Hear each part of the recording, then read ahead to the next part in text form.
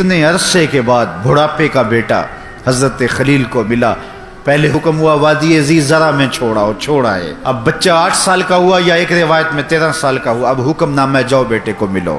مالک کھلونے لے جاؤں، کہا نہیں ایک چھری لے جاؤ، ایک رسی لے جاؤ۔ حضرت خلیل اللہ چھری لیتے ہیں، رسی لیتے ہیں، اپنے بیٹے کو ساتھ لے کے منا کی وادی کی طرف چلنے لگے۔ اب وادی منا میں باپ اور بیٹا پہنچتے ہیں۔ کہا اے میرے بیٹے، میں تجھے ذبح کرنے کا خواب دیکھا ہے، اب تو بتا تیری رائے کیا ہے۔ آج اگر باپ یہ کہے تو بیٹا کیا کہے گا؟ باپ ہو سفاک ہو، کیا بولتے ہو، توازن عقلی تو ٹھیک ہے۔ کہا اے بیٹے اب تو بتا تیری رائے کیا ہے۔ اب بیٹا خاموش ہو جاتا، کہتے ہیں خاموشی بھی رضا ہوتی ہے، لیکن بچے نے جو جواب دیا ذرا قرآن کے لفظوں میں سنیے۔ اے میرے ابو، جب تحائف دے رہا ہو باپ بیٹے کو، جب بیٹے کا ماتھا چوم رہا ہو باپ، جب بیٹے کو باہوں میں سمیٹ رہا ہو، جب پیار بھری مست نگاہوں سے دیکھ رہا ہو، اس وقت تو بیٹا کہے میرے ابو، بڑی بات ہوتی ہے، لیکن باپ اسے ذبح کرنے کی بات کر رہا ہے۔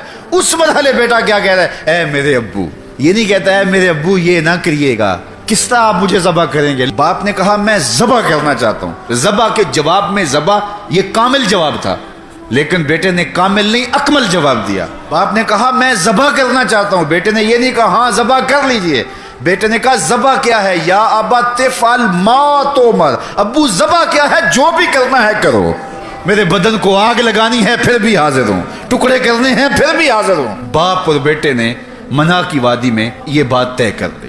دونوں جب راضی ہو گئے، کس بات پہ راضی ہو گئے؟ باپ بیٹا بیٹھے تھے دفتر میں، یہ فلاں کوٹھی خرید لیں، اس پہ راضی ہو گئے، فلاں ماڈل گاڑی کا خرید لیں، باپ بیٹا اس پہ راضی ہو گئے؟ نہیں، باپ ذبح کرنے پہ راضی ہو گیا، پتر ذبح ہونے پہ راضی ہو گیا۔ باپ نے بیٹے کو پیشانی کے بل لٹایا کہ بیٹے کا منمونا چہرہ میرے سامنے نہ ہو۔ باپ نے ہاتھ میں چھری پکڑی اور بیٹے کو لٹایا۔ قرآن نے اس منظر کو بیان کیا، ہاتھ میں چھری پکڑی، بیٹے کی گردن پہ رکھی اور چھری کا کونا حلق پہ رکھ کے پورا وزن اس کے اوپر ڈال دیا۔ گلا کٹ گیا، خون بہنے لگا۔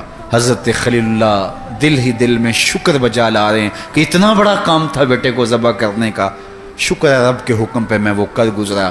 لیکن بیٹا ذبح کیا ہے، بدن کب کپا رہا ہے۔